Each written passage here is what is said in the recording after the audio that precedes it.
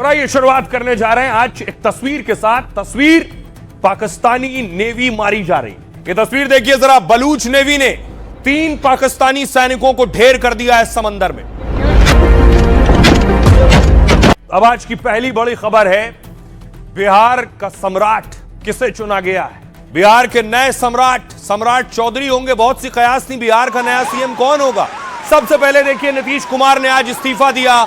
नीतीश कुमार की गाड़ियों का काफिला राजभवन पहुंचा।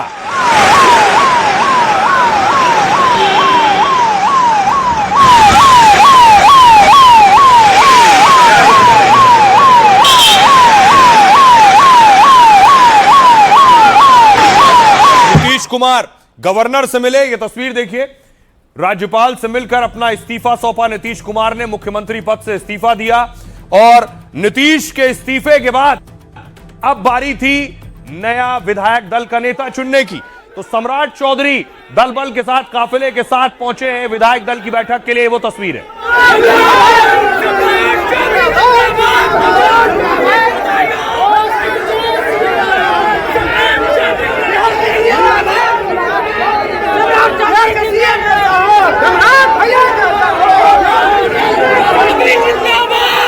उसके बाद सम्राट चौधरी विधायक दल की बैठक में पहुंचे। बीजेपी के विधायक मौजूद थे और दल का नेता चुना जाना था। बढ़ा दीजिए।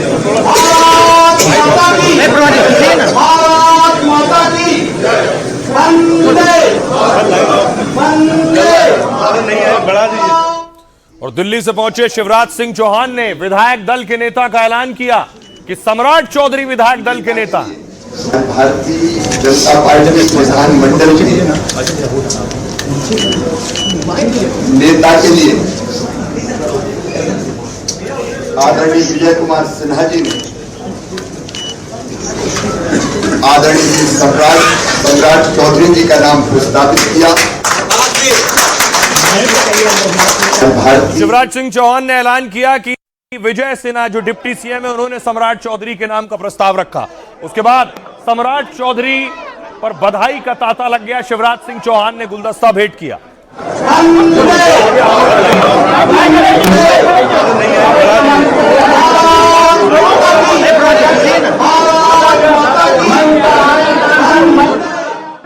तो सम्राट चौधरी बिहार के मुख्यमंत्री होंगे और उनके घर लिए चलता हूं। मुंगेर की तस्वीर देख रहे हैं। मुंगेर में होली खेली जाने लगी उनके घर पर। भैया यहाँ से बड़े भैया की शंकर जी की जय हो। सम्राट चौधरी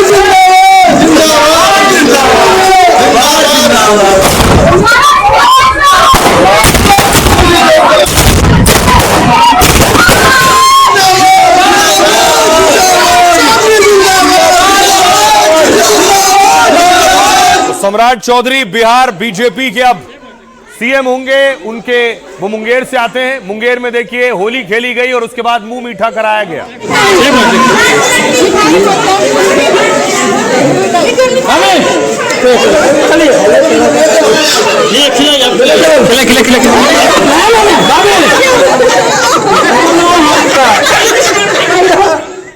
और इधर सम्राट चौधरी पटना में थे। विधायक दल के नेता चुने जाने के बाद जब बाहर निकले हैं तो देखिए समर्थकों का उत्साह।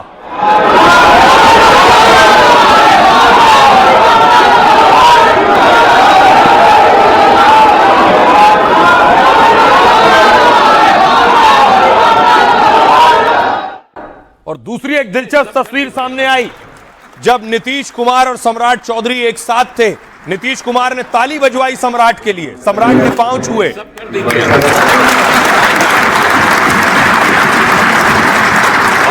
अच्छा रहेगा, आप भी खड़ा होइए ना।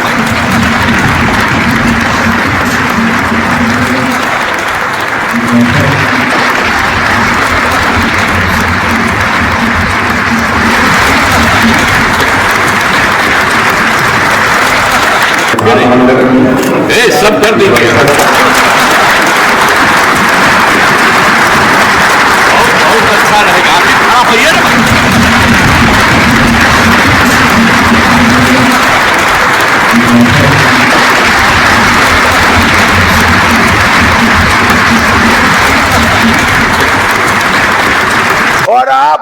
आशा रखिए, सम्राट जी को प्रचंड बहुमत से जिताइए।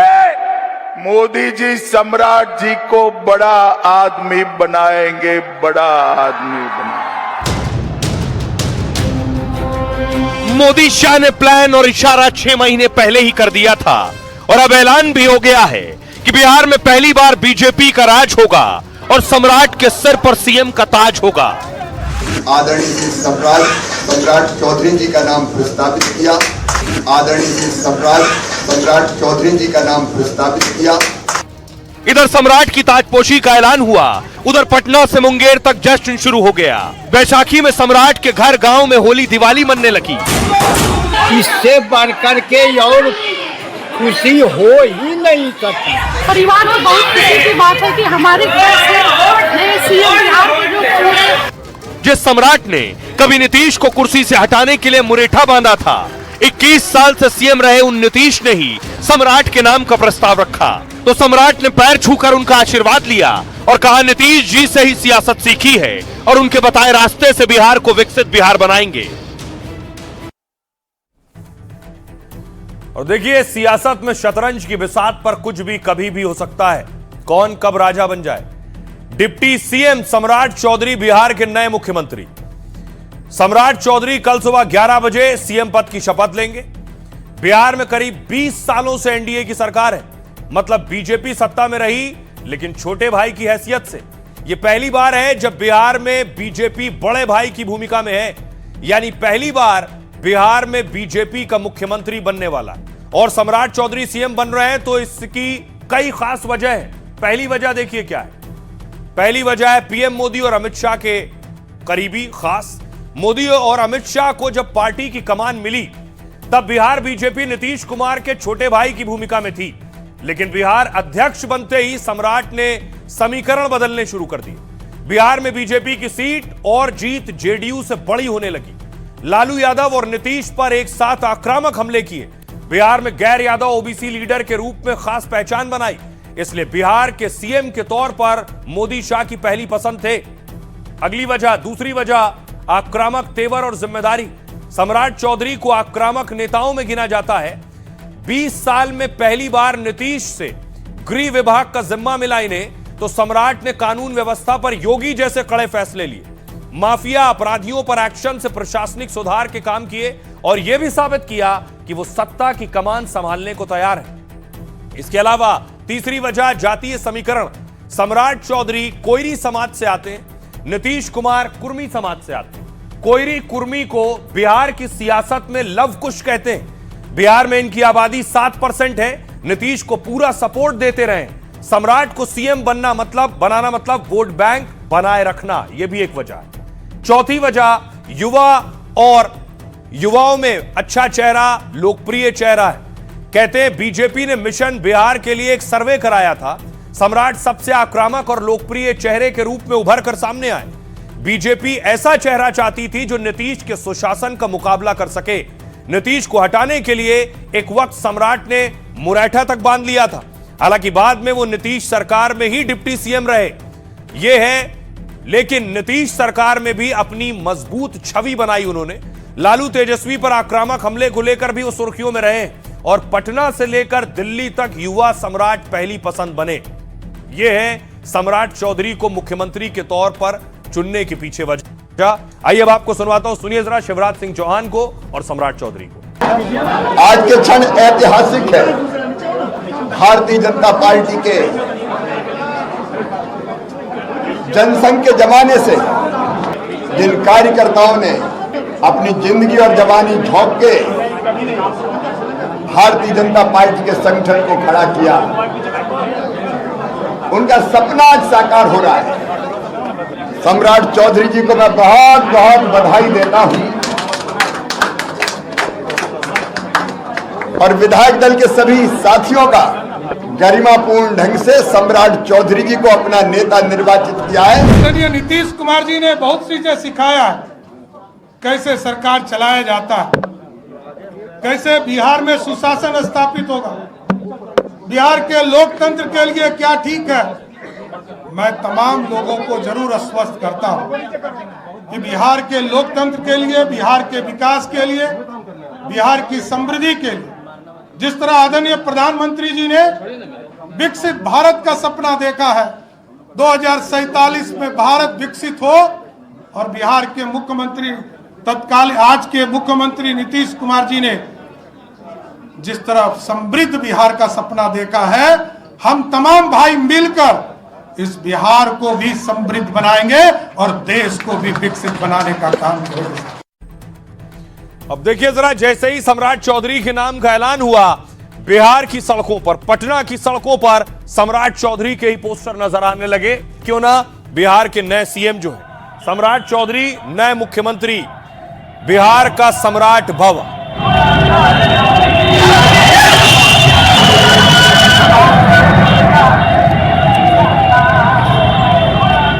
और ये सम्राट चौधरी के बारे में आपको बताऊं वो बातें जो बहुत कम लोग जानते हैं। ये सम्राट चौधरी का परिवार है, बहुत कम लोग उनके परिवार के चेहरों से वाकिफ हैं। सम्राट बिहार के सबसे चर्चित और फायर ब्रांड नेताओं में से एक हैं। करीब 12 करोड़ के मालिक सम्राट को लग्जरी गाड़ियों का शौक नहीं है। सम्राट को महंगी कारों से ज्यादा दिलचस्पी सोना, चांदी और जमीन में है। सम्राट और उनकी पत्नी ममता के नाम करीब 50 लाख रुपए का सोना है, जबकि पटना से मुंगेर और तारापुर तक 8 करोड़ रुपए से ज्यादा की जमीन है। सम्राट की पत्नी एडवोकेट हैं और दोनों बच्चे सियासत से दूर पढ़ाई में व्यस्त हैं। लेकिन मुंगेर में जन्मे सम्राट का सियासी परिवार से गहरा नाता रहा है। उनके पिता शकुनी चौधरी 7 बार विधायक और सांसद रह चुके हैं, जबकि मां पार्वती देवी 30 साल पहले तारापुर से विधायक बनी थी। जो सम्राट बिहार बीजेपी के बड़े नेता हैं, वो कभी आरजेडी जेडीयू के साथ थे। राजनीति की शुरुआत आरजेडी से की और राबड़ी सरकार में मंत्री रह चुके। 2014 में सम्राट चौधरी लालू की पार्टी छोड़ जेडीयू में शामिल हो गए। नीतीश सरकार में सम्राट चौधरी को कृषि मंत्रालय की जिम्मेदारी मिली, लेकिन सम्राट को नीतीश से ज्यादा मोदी शाह की नीति पसंद आई। 2017-18 में सम्राट बीजेपी में आए और पहले संगठन में काम किया। बिहार में बीजेपी के उपाध्यक्ष और अध्यक्ष बने और सत्ता तक पहुंचे। 2024 में सम्राट चौधरी पहली बार बिहार के डिप्टी सीएम बने। 2025 में एनडीए फिर सत्ता में लौटी तो सम्राट फिर डिप्टी सीएम बने, लेकिन इस बार डिप्टी सीएम के साथ गृह मंत्रालय की जिम्मेदारी भी संभाली और 6 महीने के अंदर डिप्टी सीएम से वो सीएम बन रहे। आइए अब आपको सुनवाऊं। एक बड़ी बात यह है, सम्राट चौधरी अगर आरजेडी में होते या जेडीयू में होते तो शायद कभी सीएम नहीं बन पाते। सुनिए जरा सियासतदानों। सम्राट चौधरी जी तो लालू जी के 5 साल के, तो लालू जी के ही इर्द गिर्द जो है बिहार की राजनीति जो है चलती रहेगी। जनता का कोई सीएम तो है नहीं, मैंडेट जनता ने नहीं दिया, और बिहार के लोग जो है इन लोगों से कोई उम्मीद नहीं रखते हैं। आपने काम भी देखा होगा, गृह मंत्री रहते हुए बिहार में अपराध इतना बढ़ गया कि अपराधी जो है दंगा नाच कर रहे हैं। अगर नीतीश जी को भाजपा ने खत्म कर दिया तो खत्म हो गए भाई। हकीकत है आज के इस महत्वपूर्ण दिन पर भी विपक्ष हमेशा की तरह राजनीति करने का काम कर रहा है। इनको न मुख्यमंत्री नीतीश कुमार जी से कभी कोई मतलब रहा, न बिहार से कोई मतलब है, और अब जब बिहार एक नए दौर में प्रवेश करने जा रहा है तब भी ये लोग सिर्फ राजनीति कर रहे हैं। शुभकामनाएं देने की सोच इनकी कभी नहीं रही। मिलकर हम लोग देश को आगे बढ़ाएंगे और बिहार उसमें प्रभावी भूमिका निभाएगा। यही है एनडीए, यही है बीजेपी, मिलकर साथ निभाते हैं और काम करते हैं। सम्राट चौधरी को हम बहुत बहुत बधाई देते हैं, शुभकामना देते हैं, और हमारे मंत्रिमंडल में वो थे और बहुत अच्छा काम कर रहे थे। हमको इस बात का सौभाग्य है कि मेरे मंत्रिमंडल का एक साथी नहीं बल्कि हमारा पुत्र आज बिहार का मुख्यमंत्री बनने जा रहा है। तो सम्राट सीएम होंगे, लेकिन नीतीश कुमार ने आज आखिरी कैबिनेट बैठक ली। नीतीश की कैबिनेट के लिए काफिला जा रहा था, बैठक के लिए नीतीश कुमार पहुंच रहे थे।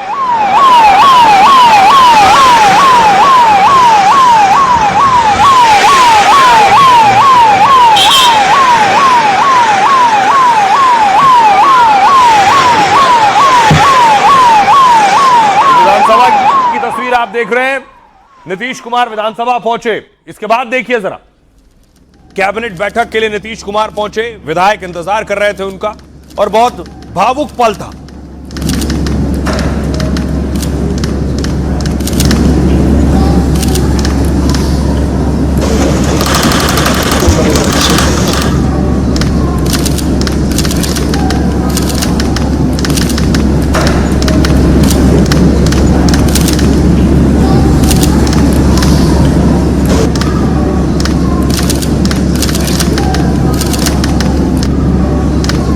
आप देख रहे हैं नीतीश कुमार के लिए भी बहुत भावनाओं से भरा पल था। उनके साथ जिन्होंने सालों दशकों काम किया है उनके लिए भी ये क्षण, सबके चेहरे देखिए, चेहरे से आपको अंदाजा होगा सभी बहुत भावुक हैं। नीतीश कुमार को जब छोड़ने के लिए आए हैं विधानसभा से बाहर,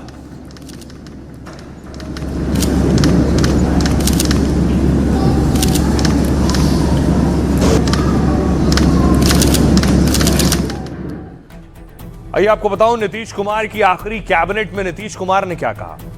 नीतीश कुमार ने सीएम पद छोड़ने से पहले कैबिनेट की बैठक की। बैठक में सम्राट चौधरी ने नीतीश का धन्यवाद किया, विजय चौधरी ने। इसके बाद नीतीश कुमार ने 6 मिनट का विदाई भाषण दिया। बैठक में संबोधन के दौरान नीतीश कुमार बहुत भावुक हो गए। नीतीश ने साथियों से पूछा, मेरा फैसला सही है ना? भरे मन से ज्यादातर ने कहा, कुछ ने हां कहा, कुछ ने कहा हमें मंजूर नहीं। तो नीतीश ने कहा 2005 में आया और जहां तक मुझसे हो सका मैंने किया। बैठक में उन्होंने कहा नई सरकार को मेरा मार्गदर्शन मिलता रहेगा। अब हम उच्च सदन जा रहे हैं, आप लोग मिलकर विकसित बिहार बनाइए। नीतीश की बातें सुनकर बैठक में मौजूद हर कोई भावुक हो गया। समाज कल्याण मंत्री मदन सैनी अपने आंसू रोक नहीं पाए। माहौल ऐसा हो गया कि लोग सामने रखे गिलास से पानी तक नहीं पी पा रहे थे। बैठक के बाद उन्होंने मंत्रिपरिषद के सहयोगियों के साथ फोटो खिंचवाई। बैठक के बाद नीतीश कुमार को छोड़ने पूरा कारवां पोटेको तक आया। उन्होंने वहां खड़े होकर अपने सचिवालय को भावुक अंदाज में निहारा और फिर हाथ जोड़कर अपने मंत्रियों को प्रणाम किया और फिर रवाना हो गए उस सचिवालय से जहां 21 साल तक सीएम के तौर पर मीटिंग करते रहे नीतीश कुमार। जब वो सीएम बने तब बिहार अति पिछड़ा था, विकास दर नकारात्मक 5% थी और लेकिन अब बिहार देश के सबसे तेजी से बढ़ते राज्यों में शुमार है। बिहार की विकास दर करीब 9% है और पूरे देश में यह तीसरे नंबर पर है। सुनिए जरा नीतीश की विदाई के बाद क्या कुछ कह रहे हैं सियासतदान। अब मेरा एक स्लोगन रहेगा हमेशा, जब तक सूरज चांद रहेगा नीतीश तेरा नाम रहेगा। हम लोग आज के दिन बहुत दुखद दिन है, तो मेरे पास कोई शब्द नहीं। मैं तो भगवान से कामना करता हूँ, ईश्वर से, कि हमारे माननीय मुख्यमंत्री जी स्वस्थ रहें और हमेशा गरीबों के बीच में जब तक हैं। उन्होंने कहा कि अब हम इस्तीफा देने जा रहे हैं और हम सरकार को, जो आगे सरकार बनेगी एनडीए, उनको मार्गदर्शन करेंगे, उनको सलाह देंगे। जाहिर है कि नीतीश जी की मर्जी से तो हो नहीं रहा, चाहे लाख लोग कुछ भी कह लें। उनकी मर्जी को कैसे समेट के रख दिया एक वाक्य में कि एक हाउस नहीं देखे थे, वो देखने की प्रबल इच्छा थी। अब आगे के लिए एक नजीर बन गई है कि जिनको भी रास्ता दिखाना हो उनके लिए पता कर लो कौन सा हाउस मिसिंग है, वहां पहुंचा दीजिए, वो सीएम हाउस छोड़ देंगे। ये विधानमंडल का चॉइस है और विधानमंडल ही सर्वोपरि होता है। और आज का दिन मैं सर्वप्रथम नीतीश कुमार को धन्यवाद दूंगा कि उन्होंने दिल्ली जाने का मन बनाया और ऐसी परिस्थिति लाया, सम्राट चौधरी को आशीर्वाद भी दिया। खूब बढ़िया काम होगा। हाँ, जो नीतीश जी आदेश करेंगे होते रहेगा। नीतीश मॉडल जैसा ही होगा दादा, नीतीश जी के जैसा ही काम करेंगे सम्राट जी। नीतीश जी आदेश करेंगे वो काम करेंगे। नीतीश कुमार अब सीएम नहीं रहेंगे, लेकिन ये अटकलें थी कि नीतीश के सुपुत्र डिप्टी सीएम बनेंगे। लेकिन अब उन अटकलों पर भी विराम लग गया है। माना जा रहा था कि नीतीश के बेटे निशांत डिप्टी सीएम बनेंगे, लेकिन खबर है कि वो नई सरकार में शामिल होने के लिए राजी नहीं है। उनका कहना है कि वो जेडीयू संगठन का काम करना चाहते हैं। तो क्या पार्टी उन्हें नया नीतीश बनाने की तैयारी कर रही है? क्या जेडीयू अपनी नई चुनौतियों का तोड़ निशांत में ढूंढ रही है? पिछले 2 दशकों से जेडीयू की पहचान सीएम की कुर्सी के रूप में रही। अब यह पहचान बदल गई तो दबदबा बनाए रखना आसान नहीं होगा। जेडीयू के सामने संगठन और सरकार में पकड़ कम होने का खतरा रहेगा। पार्टी को यह साबित करना होगा कि वो सिर्फ गठबंधन की सहयोगी नहीं, बल्कि बिहार की राजनीति में पहले की तरह एक स्वतंत्र ताकत भी है। एक तरफ उसे बीजेपी के साथ सत्ता का तालमेल बनाए रखना होगा, दूसरी तरफ अपने कार्यकर्ताओं और समर्थकों को भरोसा दिलाना होगा। जेडीयू के सामने अपनी नई भूमिका तय करने की बड़ी चुनौती होगी। जेडीयू को नीतीश कुमार जैसा एक सर्वमान्य चेहरा ढूंढना होगा। यह सवाल हमेशा बने रहेगा कि निशांत कुमार कितने स्वीकार्य होते हैं। सुनिए जरा इस पर क्या कुछ कह रहे हैं बिहार के सियासतदान। निशांत जी की भूमिका बेहद महत्वपूर्ण होने जा रही है और कार्यकर्ताओं की वो जिस तरह से आवाज बन करके उभरे हैं, पहले तो वो राजनीति में आने के लिए तैयार नहीं थे, लेकिन जनता और कार्यकर्ताओं के लगातार भावनात्मक दबाव के बाद उन्होंने राजनीति में आने का फैसला लिया है। अब कुछ फैसले उन्हें स्वयं लेने हैं। बिहार की जनता जानती है कि उनकी इच्छा क्या थी और किस कारण से वो इस्तीफा दे रहे हैं, ये भी आपको मालूम है। और बीजेपी जहां कहीं भी एलाइज पार्टियों के साथ सरकार बना रही है, वहां एलाइज पार्टियों को वो निगलने का काम कर रही है। और बिहार में भी कुछ ऐसा ही दिखाई दे रहा है। हम लोग ये चाहते हैं कि जनता यूनाइटेड को मजबूत करें और जो नीतीश कुमार ने एक लिगेसी कायम की है बिहार के अंदर, सेवा की और गरीबों, पिछड़ों, अति पिछड़ों, दलितों, अल्पसंख्यकों को आगे बढ़ाने की, महरूमों की आवाज़ बनने की और लोगों के आंसू पोंछने की, वो आवाज़ वो बने। कुर्सियां तो आती जाती रहती हैं, ये कोई बड़ी चीज़ नहीं है। और ये बिहार के बाद आपको उत्तर प्रदेश लिए चलता हूं, जहां तनख्वाह को लेकर आग लगाई गई और अब एक्शन शुरू हुआ।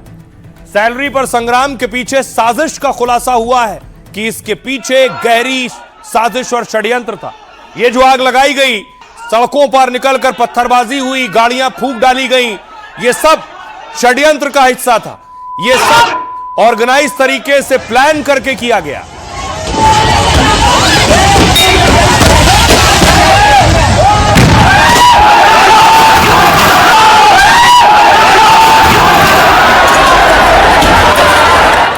योगी की पुलिस ने एक्शन शुरू किया। देखिए, सब चेहरा बंद किए हुए थे, नकाबपोश आप देख रहे हैं। ये सब नकाबपोश चेहरा छिपाए हुए थे क्योंकि इनकी पहचान ना हो। ये पत्थर चला रहे थे, ये आग लगा रहे थे, लेकिन चेहरा ढक रखा था। पुलिस ने सबको चिन्हित कर लिया है, सबकी पहचान शुरू कर दी है। कौन कौन उग्र हिंसा में शामिल था, कौन आग लगा रहा था, कौन गाड़ियां फूंक रहा था और इसके पीछे कौन कौन लोग शामिल हैं, सबकी पहचान हो रही। देखिए जरा, सबने रुमाल बांधा हुआ है, चेहरा छिपाया हुआ है।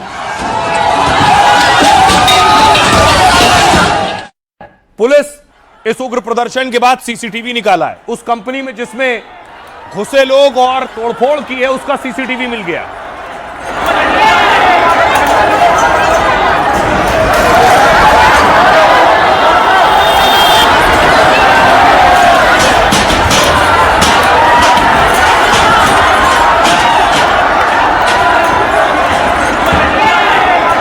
तस्वीरें सीसीटीवी में है, सबकी पहचान की जा रही है। तोड़फोड़ करने वाला कोई बख्शा नहीं जाएगा। जिसने कानून को हाथ में लिया उसे पुलिस नहीं छोड़ेगी, क्योंकि एक आम मजदूर जो रोज कमाता है, रोज खाता है, वो आग नहीं लगाता है। एक ये तस्वीर आई है, देखिए, गाड़ियों को आग के हवाले किया गया। इन लोगों की पहचान की जा रही है।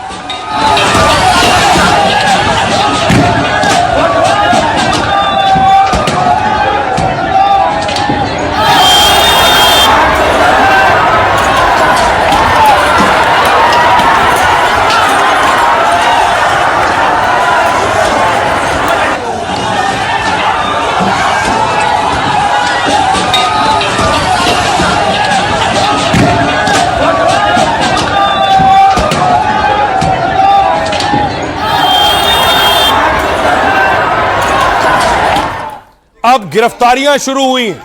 पुलिस ने चिन्हित करके गिरफ्तारियां शुरू की हैं, जो जो कैमरे में दिखाई दिया।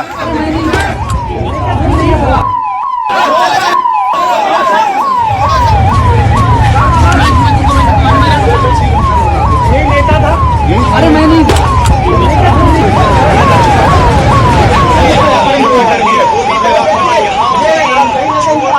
लेकर जा रही है।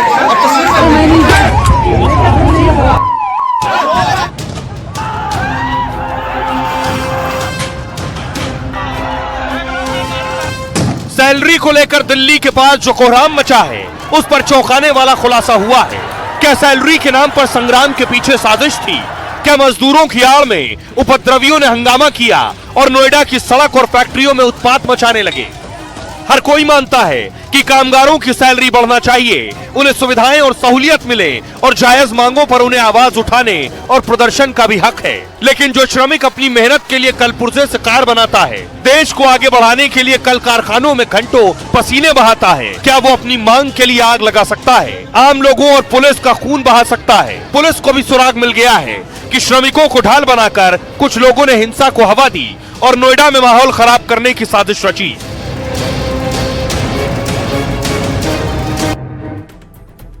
सवाल यह है कि सैलरी बढ़ानी थी तो अपनी मांग रखी जा सकती थी, प्रदर्शन किया जा सकता था, लेकिन आग लगाना कहां तक जायज था?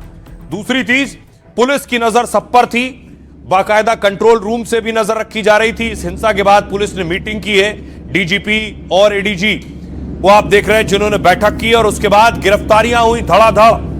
मांग तो मानी गई, लेकिन हिंसा करने वाले बख्शे नहीं जाएंगे। बहुत से लोगों की गिरफ्तारियां हुई हैं, बताया जा रहा है 300-350 लोग गिरफ्तार हुए।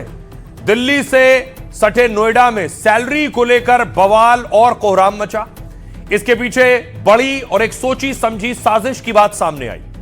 पुलिस को साजिश से जुड़े कई अहम वीडियो और डिजिटल सुराग मिले।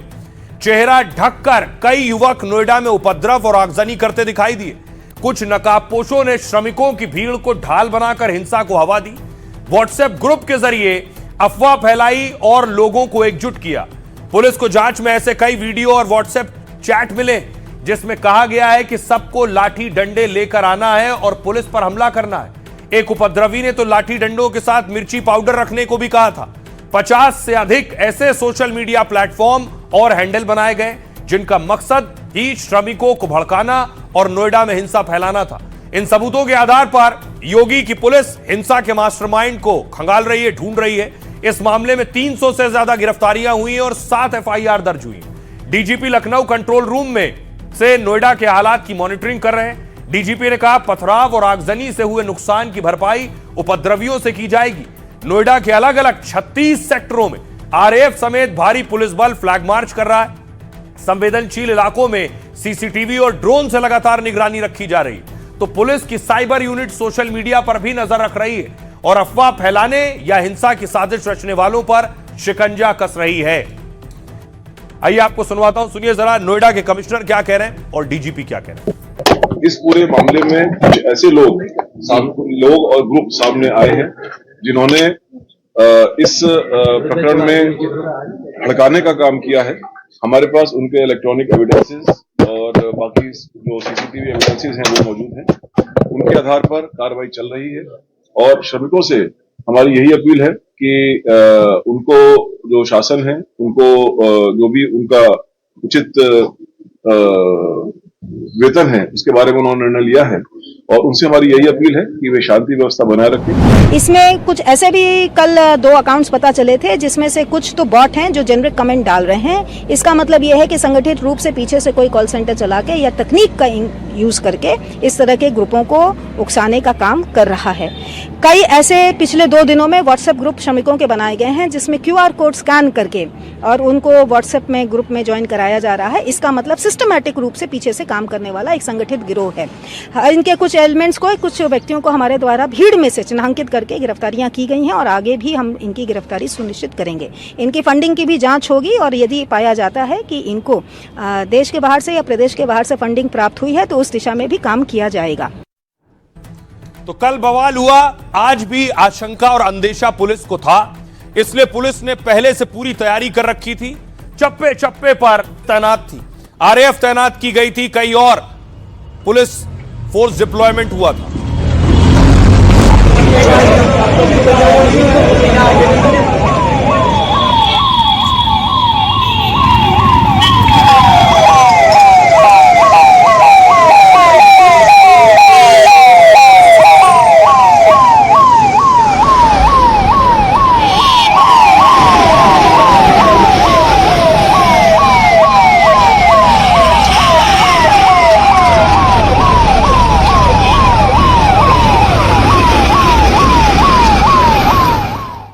लेकिन नोएडा में आज देखिए क्या तस्वीर सामने आई। नोएडा में पुलिस ने लोगों को खदेड़ा जो प्रदर्शन कर रहे थे और पुलिस को लगा प्रदर्शन उग्र ना हो जाए।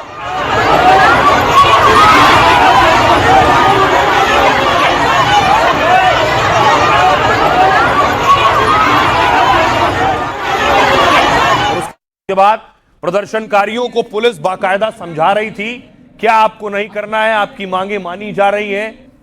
और चाहे कोई अगर कोई बात ऐसी होती है तो डाटा हम उठाएंगे, अज्ञात में एक FIR पंजीकृत करेंगे, और चाहे कोई दूसरे प्रदेश का हो और चाहे दूर किसी जनपद का हो, आज नहीं तो कल 4 दिन बाद लोकल की पुलिस उसके घर पहुंच जाएगी, उनको टाइम के लाएगी, उनको जेल जाना पड़ेगा। इसलिए मेरा अनुरोध है कि जो तुम्हारी वाजिब मांगे हैं उस पर काम चल रहा है शासन प्रशासन का। अगर आपको काम करना हो तो आप इन करके आराम से काम करने जाओ, अगर आपका काम नहीं करना है आज की तो आप छुट्टी ले लो, दोनों ऑप्शन आपके पास हो। लेकिन सड़क में कोई उदंडता अभद्रता अगर करोगे तो कार्रवाई करेंगे और कठोर कार्रवाई करेंगे। एकदम हम रिक्वेस्ट नहीं करेंगे किसी के भैया और दादा की भाषा नहीं बोलेंगे।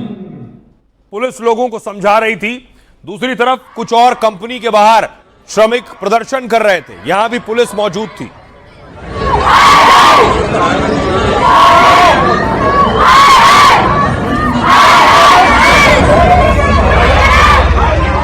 यहां भी पुलिस मौजूद थी, पुलिस बाकायदा एलानिया के जरिए लोगों को समझा रही थी। बताइए अपने अलावा जो आपकी इंटरनल मांगे हैं वो ये समय नहीं है उन्हें उठाने का।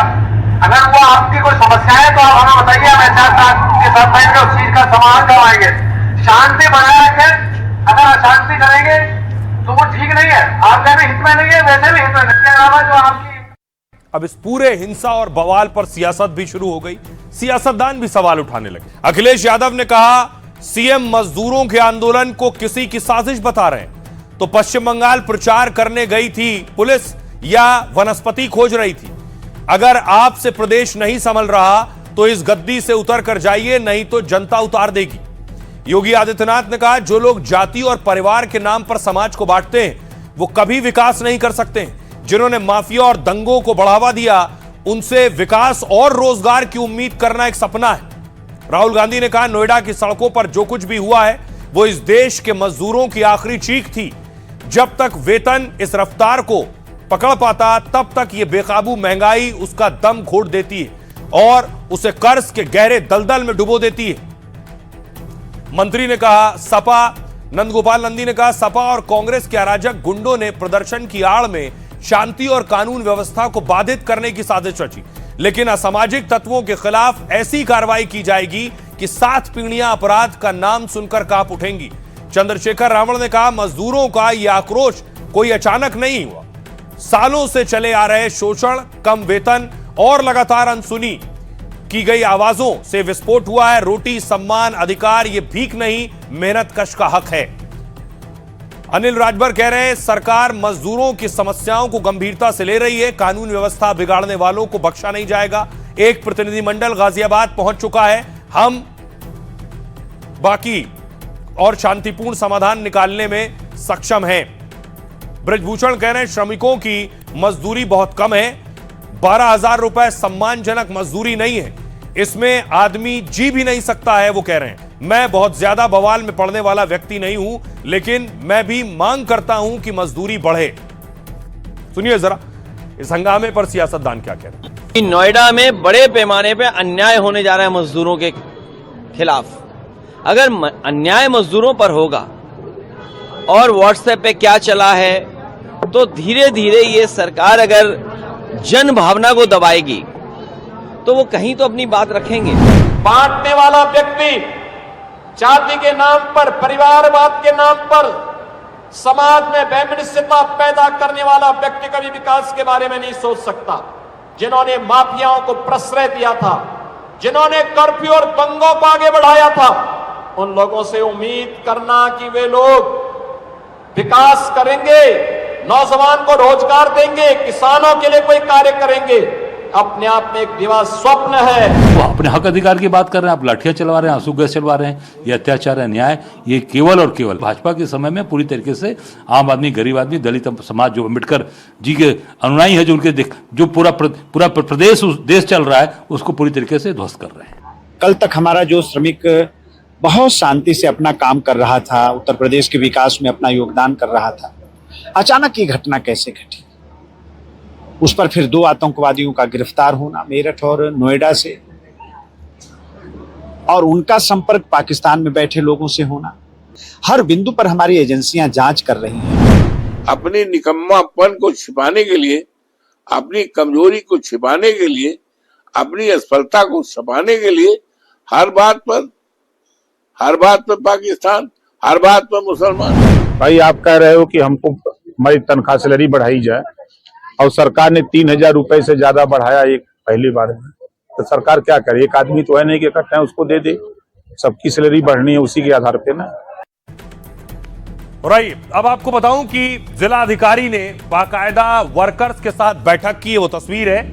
डीएम ने श्रमिकों को बुलाया, उनके साथ बातचीत की, उनकी मांग क्या है वो मांग सुनी। हमारे सहयोगी अंकित नोएडा में थे, श्रमिकों के घर तक पहुंचे, उनकी जरा रिपोर्ट देखिए, वो घर जाकर क्या बातचीत कर रहे हैं और श्रमिक किस हाल में, किस स्थिति में रहता है।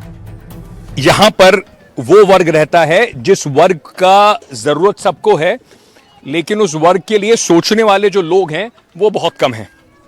घरों के बाहर ये चूल्हे जो हैं ये नए नए हैं। ये चूल्हे इसलिए हैं क्योंकि गैस इतनी महंगी है कि पहुंच से बाहर है। यहीं पर खाना बनाना है, यहीं पर सोना भी है, यहीं पर बच्चे जो पढ़ते हैं उन्हें पढ़ाई भी करनी है। यहाँ पर सब ये कपड़े रखे हुए। हस्बैंड हमारे बीमार रहते, वो अभी कभी कर लिया नहीं किया, उनके तो कोई ना के बराबर है। जो कुछ जिम्मेदारी डिफेंड करती है हम पे करती है। तो ये बताइए कि खर्चा कैसे चलता है घर का? भैया ऐसा है, कभी कर्ज ले लिया, कभी किसी से उधार ले लिया। पूरा दिन आप करीब काम करती हैं, दिन में 1-1.5 घंटे के लिए वापस आती हैं? क्योंकि छोटी सी बच्ची है इसलिए आना पड़ता है हमें। छुट्टी मिलती नहीं है, एक भी। हर कंपनी में छुट्टी है, संडे की शनिचर की छुट्टी नहीं देते हैं। पैसे वही 8,000 9,000 तो वही 10,000 कुछ रुपए आते हैं छुट्टी जी। 30 ड्यूटी कर लो, महीना बिना छुट्टी के। चटनी से रोटी खाते हैं, सब्जी भी नसीब नहीं होती है। गैस इतनी महंगी है, पैसा है ना इतना, बच्चे पाले अपने कैसे पालें, दवाई गोली करवा दें इनकी। सिर्फ इस बात को पता लगाने की आवश्यकता है कि ये जो लोग यहाँ रह रहे हैं, क्या इनका जीवन बेहतर किया जा सकता है थोड़ा सा भी? क्योंकि अगर शायद ये किया जा सके तो पुलिस को उन साजिशकर्ताओं की तलाश नहीं करनी पड़ेगी। और आइए उसके बाद सरकार ने सुनी और उसके बाद इन श्रमिकों की तनख्वाह में इजाफा किया गया नियम के तहत। अब क्या तनख्वाह होगी जो यहां यूपी में नोएडा में काम करते हैं? पहले देखिए जरा, पहले जो अकुशल थे उनको 11,313 मिलते थे। अब बढ़ने के बाद यूपी में हो जाएंगे 13,690। ये भी अलग अलग उसमें होंगे, जो जहां नगर निगम है, जो दूसरे जिले उनमें कम हो सकता है। 13,690 अब होगी। और जो दूसरे अन्य जिले वहां सैलरी 12,356 होगी। जो अर्ध कुशल लोग हैं उनकी अभी तक थी 12,445, अब हो जाएगी 15,050। और दूसरे जो यूपी के जिले वहां 13,591 होगी। ये बड़े जिलों की बात हो रही। जो स्किल्ड कुशल जो श्रमिक हैं उनकी अभी तक तनख्वाह थी 13,940, बढ़कर हो जाएगी 16,868। और दूसरे जिले यूपी के हैं उनमें होगी 15,224। आइए अब आपको सुनाता हूं ये फैसला लिया गया, डीएम क्या कह रहे हैं और चीफ सेक्रेटरी लेबर के क्या कह रहे हैं। को भी बढ़ाया गया है और इसके संदर्भ में अच्छा खासा वेतन बढ़ाया गया है। काम किया जाएगा, उसमें डबल पेमेंट होगी, साप्ताहिक अवकाश होगा। अगर साप्ताहिक अवकाश पे भी काम किया जाता है उसमें भी डबल पेमेंट होगी। जो भी खाते में पेमेंट है, जो भी वेतन है 10 तारीख के पहले माह में जो है खाते में पहुंचेगा।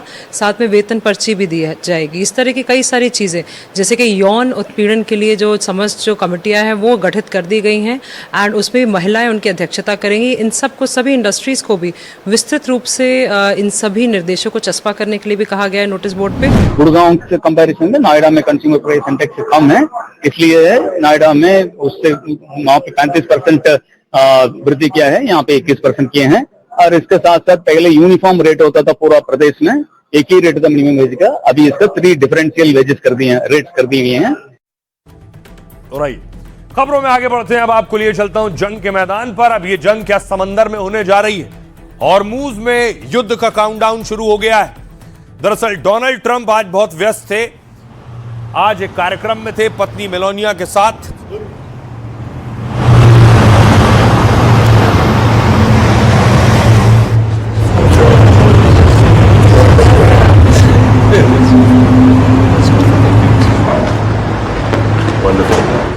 दूसरी तरफ हॉर्मूज में समंदर में देखिए वॉरशिप उतार दी है अमेरिका ने और दावा है 16 युद्धपोत विध्वंसक डिस्ट्रॉयर अमेरिका ने उतार दिए और पूरे समंदर की घेराबंदी शुरू कर दी।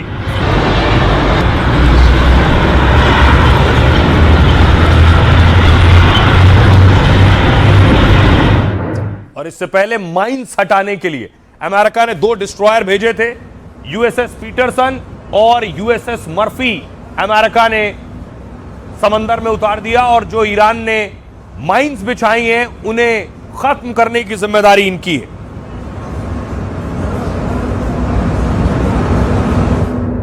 अब देखिए जरा अमेरिका नाकेबंदी कैसे करने जा रहा है, क्या है अमेरिका का प्लान, कौन कौन से वॉरशिप उतारे हैं। सबसे पहले देखिए हॉर्मुज से पहले यहां पर अमेरिका ने उतारा है यूएसएस पीटरसन और यूएसएस मर्फी यहां उतारा है क्योंकि यहीं पर माइंस है और माइंस को खत्म करना है। उसके और आगे बढ़ेंगे फारस की खाड़ी, यहां अमेरिका ने अपना युद्धपोत यूएसएस अब्राहम लिंकन उतार दिया है। ओमान की खाड़ी में देखिए अमेरिका ने क्रूज मिसाइल युद्धपोत उतारा है। उसके बाद अरब सागर में पहले से यूएसएस त्रिपोली मौजूद है, F-35B लड़ाकू विमान इस यूएसएस त्रिपोली पर है। खार्क द्वीप में जहां पर सबसे ज्यादा तेल गैस ईरान का है वहां मरीन कमांडोज रख रखे हैं। इस तरह से देखिए जरा यहां घेराबंदी की है अमेरिका ने ईरान की नाकेबंदी इस समंदर में, यानी किसी और का भी कोई युद्धपोत नहीं जाने पाएगा। आइए अब आपको बताऊं कि ऑयल वेसल और गैस वेसल नहीं जा सकेंगे। ये आप देख रहे हैं ये युद्धपोत उतारे हैं, यानी जो अटैक भी कर सकते हैं जिन जहाजों को नहीं जाने देगा अमेरिका।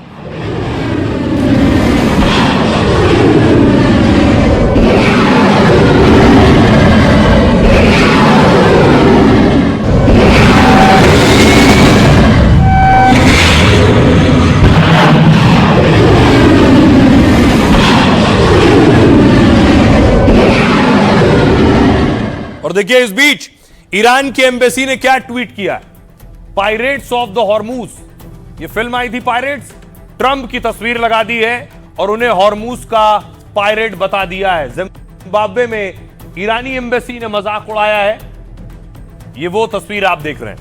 अब देखिए जरा ट्रंप ने क्या क्या उतार दिया है जंग के मैदान में समंदर के आसपास। ये जो आप देख रहे हैं ये है हॉर्मुज में अमेरिका ने अपने खतरनाक हथियार तैनात किए हैं। ट्रंप के आदेश के बाद अमेरिकी सेना ने हॉर्मुज की घेराबंदी कर दी है। यह है F-35B लड़ाकू विमान, यह अमेरिका का 5वीं पीढ़ी का स्टेल्थ फाइटर जेट है। यह दुश्मन के रडार को चकमा देने में सक्षम है, हवा से हवा और हवा से जमीन पर मार करने की ताकत रखता है, 1200 किलोमीटर की दूरी तक हमला कर सकता है और इसकी कीमत 940 करोड़ रुपए से ज्यादा है। इसे उतार दिया है।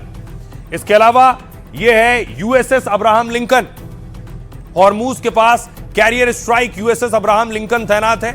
इसके साथ 11 गाइडेड मिसाइल डिस्ट्रॉयर्स का बेड़ा मौजूद है। यह एक चलते फिरते एयरबेस की तरह काम करता है। यह लगभग 6000 से 7000 सैनिक ले जा सकता है और इसकी कीमत 50,000 करोड़ से ज्यादा है। इसके अलावा यूएसएस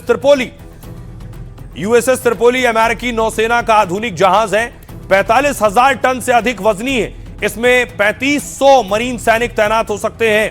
इसके अलावा यह है यूएसएस बॉक्सर, अमेरिकी नौसेना का ताकतवर हमलावर जहाज है। यह एक चलते फिरते छोटे एयरबेस की तरह काम करता है। F-35B स्टील्थ लड़ाकू विमान, हेलीकॉप्टर और सैनिकों को ले जा सकता है। इसके अलावा यूएसएस फ्रैंक पीटरसन, समुद्री बारूदी सुरंगों को हटाने के लिए इसे तैनात किया गया है। यह दुनिया के आधुनिक रडार को चकमा दे सकता है। यूएसएस माइकल मर्फी, यह सबसे आधुनिक मिसाइल डिफेंस सिस्टम से लैस है। ईरान की छोटी नावों और ड्रोन के खतरों से निपटने में सक्षम है। यह है MV-22, यह अमेरिका का मल्टी मिशन सैन्य विमान है। यह 500 किलोमीटर प्रति घंटे से ज्यादा की रफ्तार से उड़ सकता है, एक बार में 24 सैनिकों को ले जा सकता है और साथ ही साथ 4700 मरीन कमांडो तैनात किए हैं जो द्वीपों और तटीय इलाकों को खाली करवा सकते हैं। खार्क द्वीप पर तेल टर्मिनल पर कब्जा करने में मदद कर सकते हैं अगर ईरान नहीं माना। सुनिए जरा डोनाल्ड ट्रंप क्या कह रहे हैं। अभी कोई लड़ाई नहीं हो रही है, अभी हमने नाकाबंदी कर रखी है, वो कोई कारोबार नहीं कर पा रहे हैं। मुझे ये देखना पसंद नहीं था कि अगर वो ईरान के साथ कारोबार कर रहे हो तो उनकी नावें बाहर निकलें, लेकिन अगर वो कारोबार नहीं कर रहे होते तो कोई नाव बाहर नहीं निकलती। तो अब वो ईरान बिल्कुल भी कारोबार नहीं कर पा रहा है और हम इसे ऐसे ही बनाए रखेंगे बहुत आसानी से। ये मत भूलिए कि उनकी नौसेना खत्म हो चुकी है, उनकी वायुसेना खत्म हो चुकी है, उनके हथियार खत्म हो चुके हैं, उनके रडार खत्म हो चुके हैं और उनके नेता भी जा चुके हैं। ये बहुत बड़ी बात है। तो अमेरिका ने 16 युद्धपोत उतार दिए तो ईरान ने भी बड़ी तैयारी कर ली। ईरान ने सुइसाइड बोट्स तैनात कर दिए हैं समंदर में।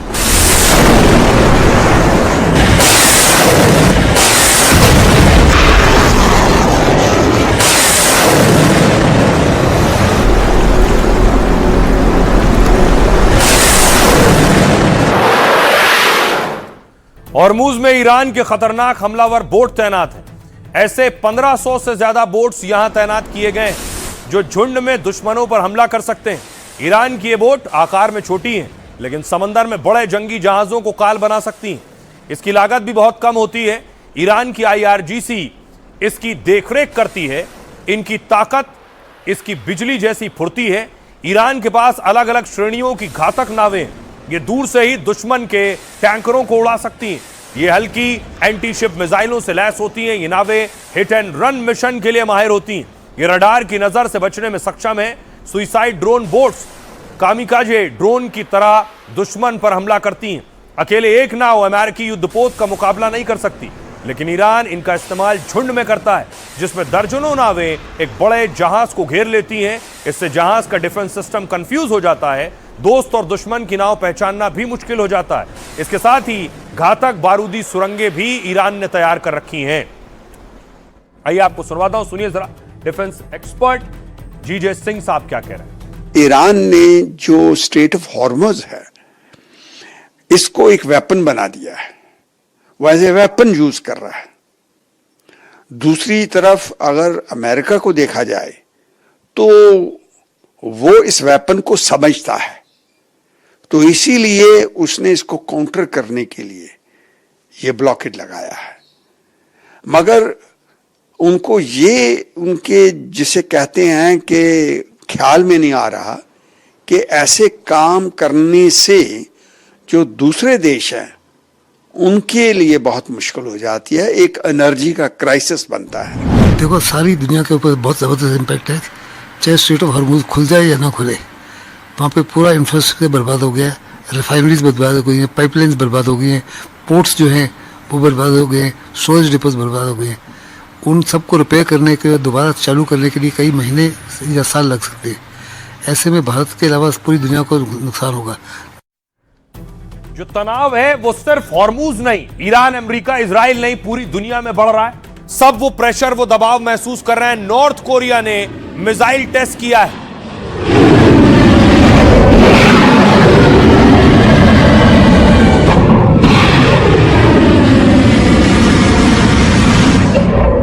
तो आप देख रहे हैं ये नॉर्थ कोरिया का नया विध्वंसक है, डिस्ट्रॉयर, जिससे मिसाइल दागी गई।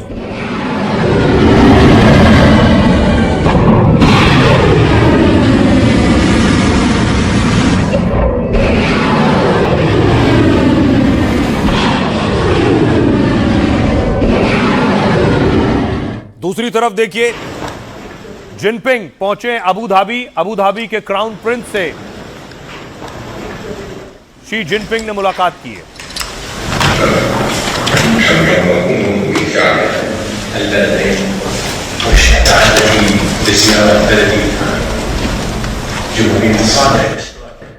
और रूस के विदेश मंत्री लावरोव पहुंचे हैं चीन। आखिर क्या हो रहा है, बड़ा सवाल यह है, क्योंकि सबकी नजरें और निगाहें ईरान और अमेरिका जंग पर है। लेकिन हॉर्मुज की नाकेबंदी ट्रंप कर रहे हैं, उस पर देखिए दुनिया क्या कह रही है। अमेरिका ने कहा ट्रंप ने हॉर्मुज की नाकेबंदी पर वार्निंग दी है। ईरान को टोल देने वाले देशों को पकड़ा जाएगा। हॉर्मुज के लिए दुनिया के साथ आने की अपील की है। ईरान ने कहा हॉर्मुज नाकेबंदी पर ईरान ने अमेरिका का मजाक उड़ाया। ईरान ने अमेरिका को इसको लेकर कड़ी चेतावनी दी। हॉर्मुज पूरी दुनिया पर असर डाल सकता है, इससे मिडिल ईस्ट में भी कोई भी बंदरगाह सुरक्षित नहीं रहेगा। हॉर्मुज में नाकेबंदी पर ईरान ने भारत को गारंटी दी है कि भारतीय जहाजों की आवाजाही सुरक्षित रहेगी। नाकेबंदी के बीच भारत के जहाज हॉर्मुज से गुजरे, भारत से इसे यूएई भेजा जा रहा था। उस वक्त चीन ने अमेरिकी नाकेबंदी को खतरनाक बताया है। चीन ने कहा है इससे सीजफायर समझौते पर असर पड़ेगा। नाकेबंदी के बावजूद चीन के जहाज हॉर्मुज से गुजरे। सुनिए जरा क्या कुछ कह रहे हैं दुनिया के नेता। हम किसी देश को दुनिया को ब्लैकमेल या उनसे जबरदस्ती पैसे वसूलने नहीं दे सकते, क्योंकि वो यही कर रहे हैं। वो सच में दुनिया को ब्लैकमेल कर रहे हैं। हम ऐसा होने नहीं देंगे। और आप जानते हैं सबसे कमाल की बात यह है कि हम क्या आप यकीन कर सकते हैं, हम उस स्ट्रेट का इस्तेमाल नहीं करते। हमें उस जल डमरू मध्य की जरूरत नहीं है। हमारे पास अपना तेल और गैस है, हमारी जरूरत से कहीं ज्यादा। हॉर्मुज स्ट्रेट की स्थिति को सामान्य बनाने के लिए मूलभूत परिस्थितियां निर्मित की जा सकती हैं।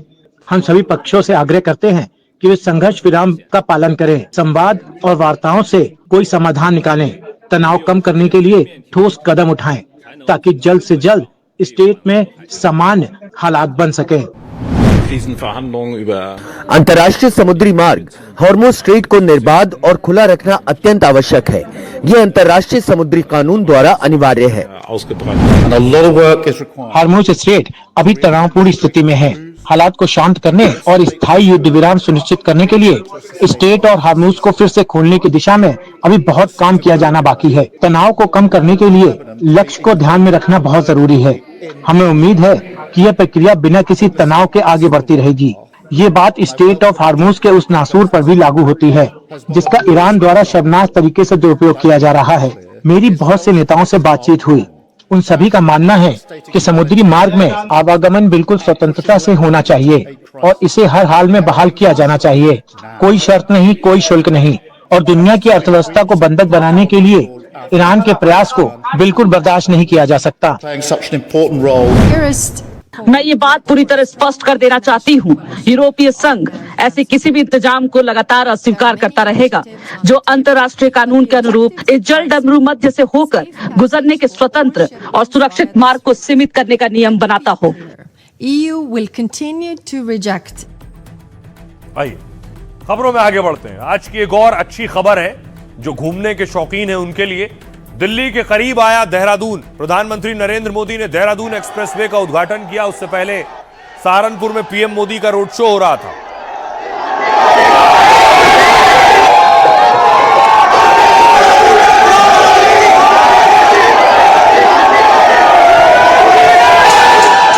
जिस हाईटेक एक्सप्रेसवे का प्रधानमंत्री मोदी ने आज उद्घाटन किया वो दिल्ली देहरादून एक्सप्रेसवे कॉरिडोर बेहद खास है। ये 212 किलोमीटर लंबा है और 6 लेन का है। इसे बनाने में करीब 12,000 करोड़ रुपए लगे। इससे दिल्ली से देहरादून सिर्फ 2.5 घंटे में पहुंचा जा सकता है।